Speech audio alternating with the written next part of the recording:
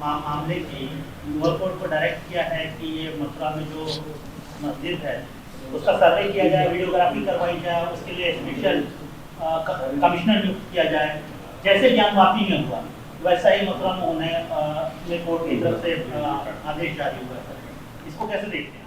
नहीं, मेरा मानना ये है कि जुडिशियल प्रोप्राइटी ये डिमांड करती है कि जब सुप्रीम कोर्ट ने बाबरी मस्जिद अयोध्या केस में 1991 places of religious worship act के बारे में कह दिया है कि वो कॉन्स्टिट्यूशनल लॉ का हिस्सा है, भारत के संविधान के बेसिक स्ट्रक्चर का हिस्सा है, तो ये फैसला मेरी राय में ये फैसला गलत है। और सुप्रीम कोर्ट में आपने सही कहा, ज्ञानवापी के सिलसिले में भी वो अभी केस पेंडिंग है। तो मेरी गुजारिश वहाँ के ज़िम्मेदारों से है कि फ़ौरन सुप्रीम कोर्ट में जाकर इस सर्वे के ऑर्डर के ख़िलाफ़ सुप्रीम कोर्ट में अपील करें, क्योंकि ये 91 एक्ट के ख़िलाफ़ है। सुप्रीम कोर्ट ने जो फैसला दिया था बाबरी मस्जिद राम मंदिर के केस में उसके भी ख़िलाफ़ है। और जुडिशियल प्रोप्राइटी डिमांड करती है कि सुप्रीम कोर्ट ने उस केस में ये कहा था बाबरी मस्जिद के राम मंदिर केस में कि कंट्रोवर्सीज इरप्ट होंगे। अब आप इस सर्वे के ज़रिए एविडेंस को क्रिएट करना चाह रहे हैं, तो मेरी राय यह है कि उस ईदगाह के ज़िम्मेदारों को फ़ौरन सुप्रीम कोर्ट के पास जाना चाहिए। सर्वे हुआ है तो सर प्रॉब्लम क्या है? सर्वे हुआ तो मिल ही जाएगी ना? नहीं, क्लैरिटी का सवाल नहीं है, सवाल सुप्रीम कोर्ट के और पार्लियामेंट के कानून की बात है।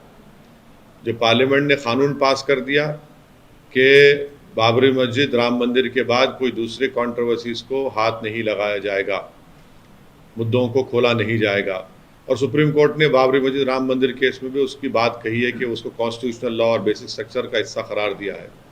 तो इसलिए मेरा मानना यह है कि इसके उस ऑर्डर के जो हाई कोर्ट का ऑर्डर है उसके खिलाफ फ़ौरन सुप्रीम कोर्ट जाना चाहिए उनको और उस सर्वे को रुकाना चाहिए। सर, असम में मदरसा डिमोलिश किया गया, उस बारे में मेरे को नहीं मालूम है। सर, झारखंड में जो घटना घटी है उस पर आपका क्या कहना है? झारखंड में जो दुमका में जो हरकत हुई है वो काबिल मजम्मत है, कंडेमनेबल है, और वो हैवानियत की एक मिसाल पेश करता है कि एक नौजवान ने एक बच्ची को ज़िंदा जला दिया है।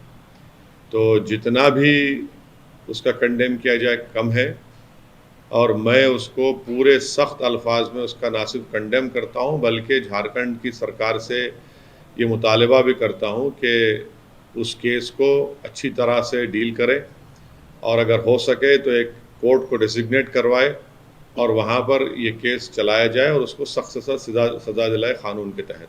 सर, आपने 15 दिन में फांसी मांगी, बीजेपी ये कह रही है कि फास्ट ट्रैक कोर्ट में इसको चलाइए और 15 दिन के अंदर उस अपराधी को फांसी दें। तो ठीक है, हम भी डिमांड कर रहे हैं कि एक स्पेशल कोर्ट बनाया जाए और क़ानून के तहत उस पर केस चलाया जाए, केस को मजबूती से लड़ाया जाए, और जो सख्त से सख्त सज़ा हमारे इंडियन पीनल कोड में है वो उनको उस शख्स को मिलनी चाहिए। काबिल यानी जस्टिफाइबल से छोड़िए, ये तो हैवानियत है। ये सर, नमाज पढ़ने को लेकर आपने एक ट्वीट किया है, पे आपका क्या है? देखिए, आप लोगों को थोड़ी जानकारी होगी, अगर नहीं है तो मैं बताना चाहूँगा कि 1980 में इस गांव के ज़िम्मेदारों ने इस बात को तय किया था कि जुम्मे की नमाज एक पर्टिकुलर घर में अदा की जाएगी। तो 1980 से एक मुसलमान के ज़ाती मकान में ये जुम्मे की नमाज अदा हो रही है 1980 से। अब अचानक आप आकर वहाँ पर कहते हैं कि नहीं, आप नमाज नहीं पढ़ेंगे वहाँ पर। भाई, मेरा ज़ाती घर है, मैं अपनी ज़ाती प्रॉपर्टी में नमाज पढ़ रहा हूँ। क्या कोई मुसलमान किसी और समुदाय के रिलीजियस प्रेयर्स के ऊपर कोई इतराज कर रहा है क्या? तो ये तो सरासर नाइंसाफी है, जुल्म है। ये आप क्या डिमांड करते हैं? डिमांड क्या कर रहे हैं? डिमांड क्या है कि मेरे को आर्टिकल 25 में फ्रीडम ऑफ रिलीजन है। मैं अपने ज़ाती मकान में वहाँ पर उस गांव के ज़िम्मेदारों की बात ये तय हुई थी कि जुम्मे की नमाज में पढ़ रहे हैं। अभी क्या है उसमें? आप नहीं पढ़ना नमाज, ये क्या बात है? पुलिस कह रही है कि न्यूसेंस क्रिएट अरे 1980 से न्यूसेंस नहीं क्रिएट हो रहा, अब कैसा क्रिएट हो रहा है भाई? क्या कोई मुसलमान किसी और समुदाय के बारे में कह रहा है कि भाई उनका वर्शिप नहीं होना चाहिए, उनकी इबादत नहीं होना चाहिए? तो आप क्यों कर रहे हैं ये? आखिर अब अगर मैं घर में नमाज नहीं पढ़ूंगा तो कहां पढ़ूंगा? रोड पे पढ़े तो आप बोलते रोड पे नहीं पढ़ सकते, जबकि सुप्रीम कोर्ट ने कह दिया कि भाई नमाज आप कहीं भी पढ़ सकते, मस्जिद आपके लिए एसेंशियल फीचर नहीं है, सुप्रीम कोर्ट ने कह दिया। अब हम घर में पढ़ रहे हैं तो उस पर एतराज क्या? यानी आप तो चारों तरफ से आप हमको दबा देना चाह रहे हैं। सर राजा सिंह के मामले में सर कर्नाटक में मीट बैन के इशू पे अभी ऑर्डर्स पास किए कर्नाटक की गवर्नमेंट ने, और कहा है कि गणेश चतुर्थी के अवसर पर अब वहाँ पे मीट सेल नहीं होगा। बेंगलुरु में जो कर्नाटक की सरकार ने ऑर्डर पास किया वो संविधान के आर्टिकल 14, 19 और 21 के सरासर खिलाफ है। भाई मेरा राइट टू ऑक्यूपेशन,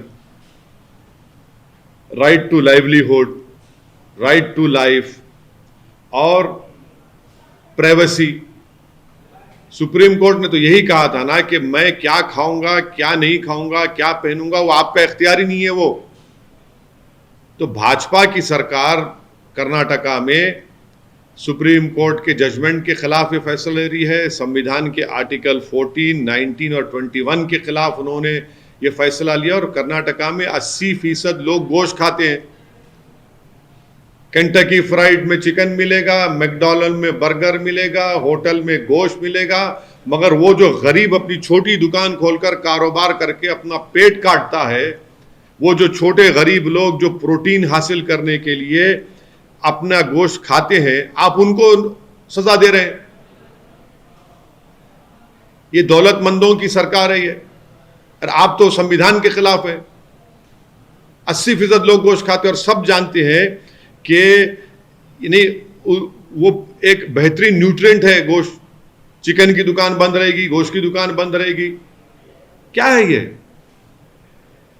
और इतना बड़ा बेंगलुरु है जहां पर मल्टीनेशनल कंपनीज है, सॉफ्टवेयर इंडस्ट्री है, क्या पैगाम दे रहे हैं पूरी दुनिया को भाजपा वाले?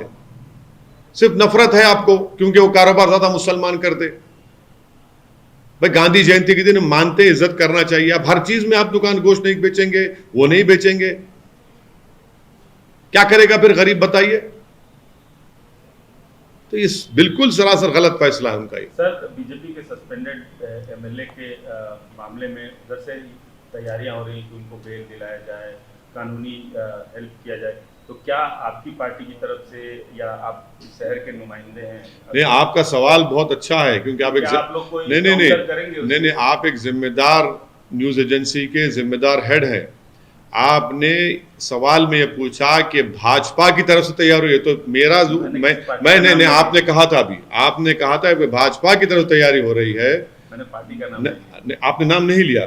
तैयारी कौन कर रहे हैं? आपने कहा भाजपा। उनके लोग जो, अच्छा, उनके लोग तैयारी कर रहे हैं। उसके मेरा उनके लोग उनके आपने अभी क्वेश्चन रिवाइंड कर लीजिए। आपने कहा कि भाजपा की तरफ तैयारी हो रही है, तो सच कहा आपने। मैं पहले दिन से ही कह रहा हूं कि भाजपा सिर्फ लोगों के आंखों में धूल झोंकने के लिए सस्पेंशन एक ड्रामा था, और वो ड्रामा ही है। वो एक ऑडियो भी लीक हुआ था, उसमें भी ये बात कही गई है। तो जो भी कानूनी कार्रवाई करना है वो पुलिस और तेलंगाना की सरकार को करना चाहिए, और हम उम्मीद करते हैं कि वो कानूनी कार्रवाई करेंगे। सर सस्पेंशन ड्रामा था क्या? अरेस्टिंग भी ड्रामा था आपके साथ? देखिए यहाँ पर अगर तेलंगाना की पुलिस ने किया ना सर। हाँ, देखिए आप ही जवाब दे रहे हैं मेरे सवाल का, मेरी जरूरत ही नहीं है माशाल्लाह से। नहीं, सुनिए आगे देखिए। थैंकफुली यहाँ पर भाजपा की सरकार नहीं है, इसीलिए गिरफ्तारी हुई। दिल्ली में लॉ एंड ऑर्डर भाजपा के पास है, इसलिए नुपुर शर्मा रेशमी कपड़ों में महफूज है। तो क्या करेंगे?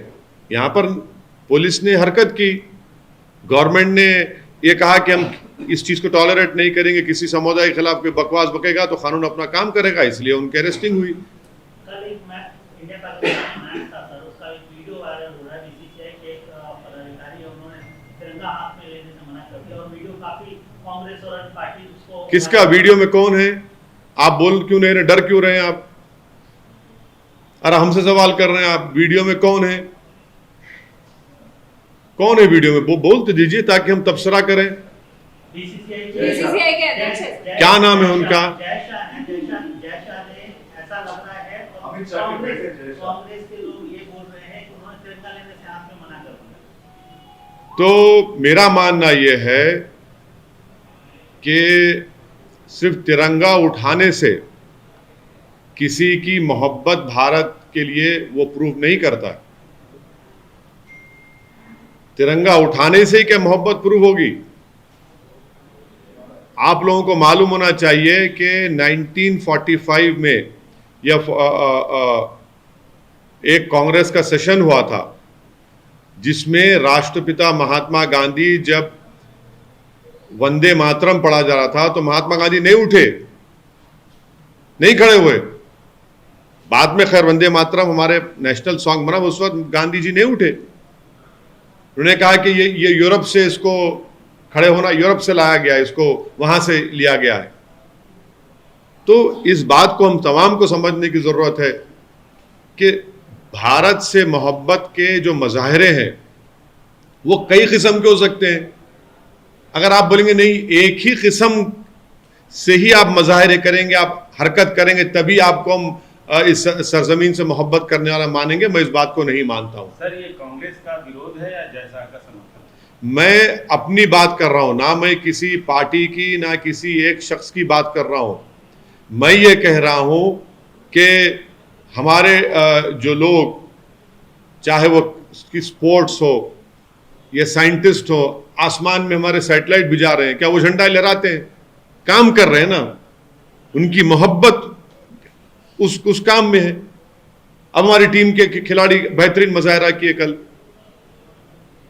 बेहतरीन टीम जीत गई, तो क्या वो लॉयल्टी का टेस्ट ये होगा कि सब तो झंडे उठाएं? क्या वो लॉयल नहीं है? क्या उनके दिल में भारत से मोहब्बत नहीं है?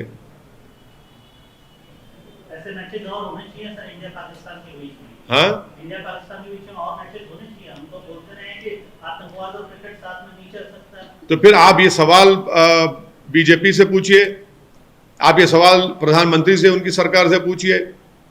जब क्रिकेट और आतंकवाद एक साथ नहीं चल सकता है और फिर चीन हमारी इन कोशिशों को नाकाम बना रहा है सिक्योरिटी काउंसिल में कि जो टेररिस्ट 26/11 में इन्वॉल्व थे उनको हम सैंक्शन करना चाह रहे, जो पाकिस्तानी है, तो चीन उसको अलाउ नहीं कर रहा है। उसके बावजूद भी हम क्रिकेट मैच खेल रहे हैं। हम सीजफायर एग्रीमेंट साइन करते हैं पाकिस्तान से, आज भी टेररिस्ट निकल कर आते हैं कश्मीर में, जम्मू में, ड्रोन से हथियार आते हैं पंजाब में, फिर भी हम क्रिकेट मैच खेल रहे हैं। तो सरकार को बताए कि पॉलिसी, फॉरेन पॉलिसी क्या है आपकी? क्या पाकिस्तान से मुकम्मल डिप्लोमेटिक रिलेशनशिप पूरा कायम कर लेंगे? क्या है, मैंने किस राह पे लेके जाना चाह रहे हैं, बता दीजिए आप। No, this is a question which the Narendra Modi-led government should answer to the nation, because it is they who have said that terrorism and cricket cannot go along. If that be the case, then what is the present status? It is a fact that through drones arms are being sent. It is a fact that we have signed a ceasefire agreement with Pakistan, but despite that terrorists are still coming. Despite that, we are seeing visuals of how terrorists are also being killed or annihilated by our security forces. We are still seeing that in the valley, Pandits are being assassinated, are being killed. We are still seeing that our security forces are being killed. So we want to know. Let the Modi government throw some clarity on this. Sir, हाल ही में Assam government ने एक standard operation procedure निकाला है जिसमें उनका ये कहना है कि जो भी बाहर से खास तौर पर इमाम आएंगे उनको रजिस्टर कराना पड़ेगा पुलिस स्टेशन में जाके, उनकी सारी आइडेंटिटी। बाहर से मतलब कहाँ से? बाहर राज्यों से, भारत में। हाँ, बाहर राज्यों से जो भी इमाम वहाँ पहुँचेंगे खास तौर पर उनको पुलिस स्टेशन में जाके अपना रजिस्ट्रेशन कराना पड़ेगा, आइडेंटिटी करनी पड़ेगी, और ये वहाँ के मदरसे मस्जिद कमेटी की जिम्मेदारी होगी कि इस बात की सूचना पुलिस को पाए। उसको आप कैसे? उसका क्या कानूनी पहलू है? कुछ है ही नहीं। क्यों रजिस्टर करेंगे भाई? वो भारत का नागरिक है, वो इंडियन नेशनल है वो। हाँ, अगर कोई ऐसे नॉर्थ ईस्ट के इलाकों में जा रहा है जहां पर मुझे जाने के लिए वीज़ा की ज़रूरत पड़ती है, या मुझे कुछ क्या बोलना चाहिए, वीज़ा नहीं बल्कि जो परमिशन लेटर होना पड़ता है, लक्षद्वीप जाने के लिए और दूसरे वो अलग बात है। अगर कोई भारत का नागरिक जा रहा है, वो एक इस्लामिक स्कॉलर है, उसको रजिस्टर क्यों कराना पड़ेगा? क्या भारत में फ्री मूवमेंट की रोकथाम लगा रहे हैं क्या वहाँ के मुख्यमंत्री वहाँ पर? और वो कौन होते हैं किसी पर शक करने वाले? वो क्या भूल गए कि भारत की जंग आज़ादी में कौन थे? मौलाना महमूदुल हसन, हुसैन अहमद मदनी, उबैदुल्ला सिंधी, कौन थे लोग? इतने बड़े आलिम दीन ने भारत को अपनी जानें, अपनी जेलों में रह रहकर, माल्टा की जेलों में रहकर भारत को आज़ादी दिलवाई, और हम 75 साल का आज़ादी का जश्न मना रहे हैं। और अब उसी आलिम दीन को, उसी स्कॉलर को आप कह रहे हैं कि तुमको अगर आसाम आए रजिस्टर करना पड़ेगा? क्या हम खराज अकीदत पेश कर रहे हैं जो 75 साल की आज़ादी मना रहे हैं? हम क्या पैगाम दे रहे हैं उन मुजाहिदीन आज़ादी को जिसमें आलिम दीन थे, जिन्होंने अंग्रेज़ों के खिलाफ जिहाद का फतवा दिया कि भाई अगर आप इस प्रदेश में आएंगे तो रजिस्टर करना पड़ेगा? सरकार का तर्क यह है कि बाहर से आने वाले लोग आतंक हैं। कौन से बाहर के लोग? क्या? अरे भाई अब ये बताइए, जितने वहां पर जो मिलिटेंट ऑर्गेनाइजेशन है, क्यों बाहर के लोकल हैं वो, जिन पर सरकार ने उन पर पाबंदी आयत लगा दी, जो बांग्लादेश में बैठे हुए हैं? उल्फा कहां की है? वो टेररिस्ट ऑर्गेनाइजेशन है, आपने पाबंदी लगा दी, मगर ये तो नॉर्मल ह्यूमन बीइंग है, इसका कोई ताल्लुक ही नहीं है। कोई ऑर्गेनाइजेशन को अगर आप बैन कर रहे हैं तो समझ सकते बात को। कोई इस्लामिक स्कॉलर है, कोई मौलाना है, कोई आलिम दीन है, कोई मुहद्दिस है, कोई मुफ्ती है, बाहर से आएगा तो क्या उसका वो करेंगे? क्या गलत है ये बिल्कुल। मदरसों पे आरोप लग रहे हैं क्या मदरसों पे आरोप? ये तो झूठा आरोप है, झूठा आरोप है। आप पूरे मदरसों को बदनाम कर देंगे क्या? कितने मदरसों को बदनाम करेंगे आप?